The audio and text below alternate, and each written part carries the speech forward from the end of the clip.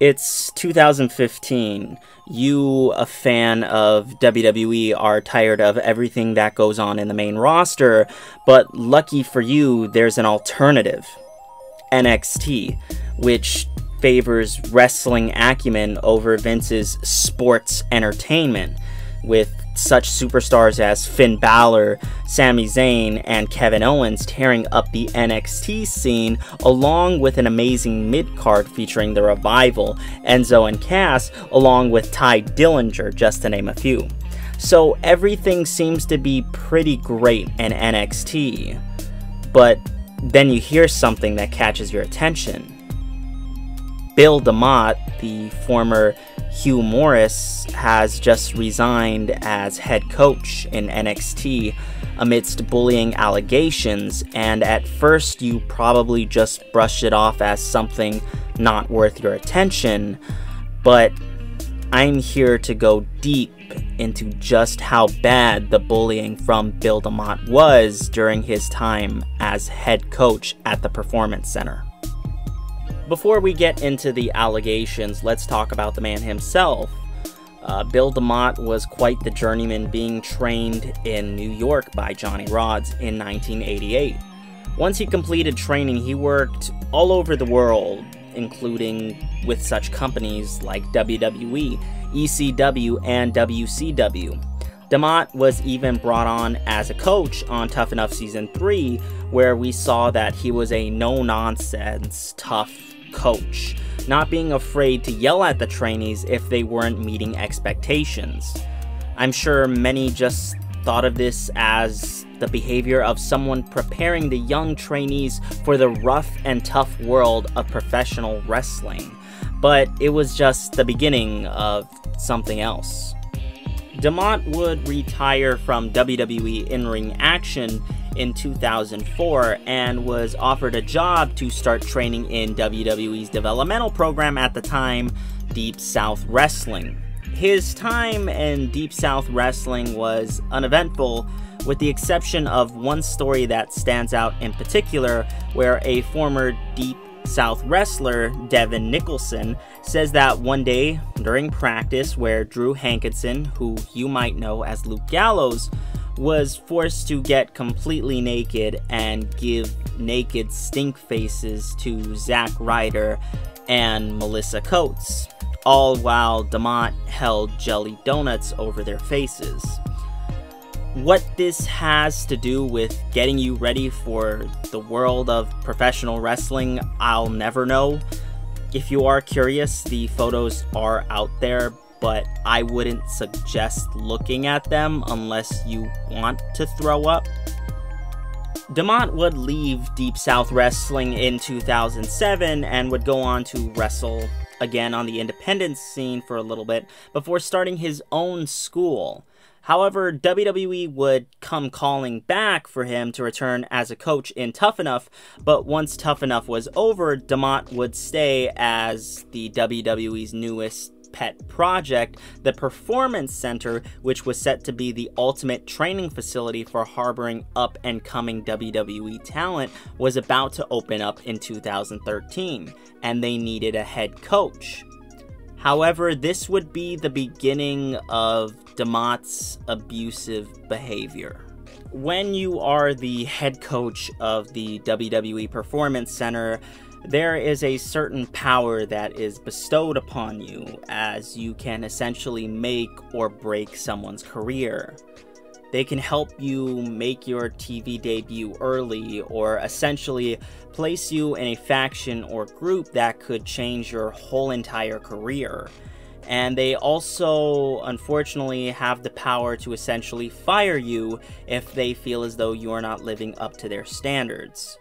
This is a huge amount of power for someone to have, so you would hope that the person who has that kind of power would use it to help and not hinder the students. So, without further ado, let's get into some of the allegations that Demott faced. So, all of these allegations are just horrible, so let's just get to them. Demott has been accused of shouting various homophobic slurs at trainees who he felt weren't giving their all. He would use racist remarks, as one former trainee claimed that Bill Demott told a black wrestler to go back to Africa, and told wrestler Tara Calloway, no relation to that of The Undertaker, Tara is Middle Eastern, and Bill called her a terrorist. Bill also ripped a jersey off of Rusev after he came back from neck surgery. He would beat trainees with yardsticks. He slapped a young Ethan Carter III in the head while he was concussed. He kicked Ryan Nemeth, who is the younger brother to Dolph Ziggler, in his medical boot after having broken his leg. And these are the sort of things that would happen on a daily basis at the Performance Center, which I'm sure was frightening to the new trainees who are just trying to make their dreams come true. Now, I know what some of you are going to say, and they're going to be all like, well, excellent reviewer. How come no one came forward earlier to put a stop to Bill's abusive behavior? Well, that's because Bill was not afraid to fire someone that would cause him trouble. For instance, when it came to Matt Wichlinski, who was working at the Performance Center as a strength coach, he was, well, accused of sexual harassment by some of the female talent working in the Performance Center at the time. He would regularly take pictures of their asses and post them to social media without facing any sort of repercussions at all. Here's one photo in particular that doesn't paint him in a good light. Wichlinski would also regularly spank women on their asses as a form of good job. Bill, however, would protect Wichlinski, and by protecting him and not facing any sort of repercussions from this, he was also enabling him to continue this behavior. A tweet by someone who used to train at the Performance Center said the following, and this sums up the atmosphere there pretty well. In all instances of complaining about sexual harassment, women have been forced out of the company. After one of the talents' dismissal, when we couldn't figure out where she went, we were told by Demott, if you ever go over my head, ask her how well that works. At any level, women who speak up for themselves are disposable. So let's add sexist remarks to the list of allegations against Bill Demott. After what I just read, you can see that it wasn't so simple to just go to corporate and file a complaint. I mean, sure, you could, but if you did, you would more than likely get fired and potentially lose your only shot in WWE. And that happened to a few people, including pro wrestling star Ivelisse. We now get to another key part of the story when it comes to the accusations of abuse against Bill Demott. Austin Madelson, who was working at the Performance Center as Judas Devlin, decided that he had had enough of Demott's abuse and that he was going to do something about it. He wrote to WWE Corporate in a memo that has since been leaked online, and you can read it if you do a basic internet search. But in the letter, he states that he wants to have his identity kept secret, as if Bill found out that it was him making the complaint, then no doubt that Demott would punish him severely. And remember that, because we'll get into that in just a bit later. But in the letter, Devlin states, and I quote, "He has made us do squats on the top rope, including some students who had never been up that high in their careers. He made the beginners group perform monkey flips without crash pads, and the first 6 who participated landed on their heads and necks and were lucky not to have been seriously injured. Demott also told our entire morning class and Ricky Steamboat's class to kill themselves just days after we told the ring bell 10 times for the late Mike Graham, a former star FCW wrestler who had committed suicide. During one practice, he decided to show Enzo how doing a slam wrong could hurt someone. So he picked Enzo up and dropped him without warning directly on his head and neck. As you can see from the statement that was just said, either Demott was a really bad trainer or an extreme abuser of his power. I mean, I can see the argument that he was trying to toughen them up, but that argument is essentially thrown out the window when there are stories of him, like in the previous one with Enzo, of him intentionally trying to hurt talent. And sure, Enzo is a dumbass, but he doesn't deserve to be dropped directly down on his head and neck. I don't care that he was just showing him how doing a slam could go wrong. We all know it can go very wrong. We just have to look at the many of wrestlers who have been permanently injured by taking one bad bump or landing on their neck wrong. There is absolutely no excuse for that kind of behavior.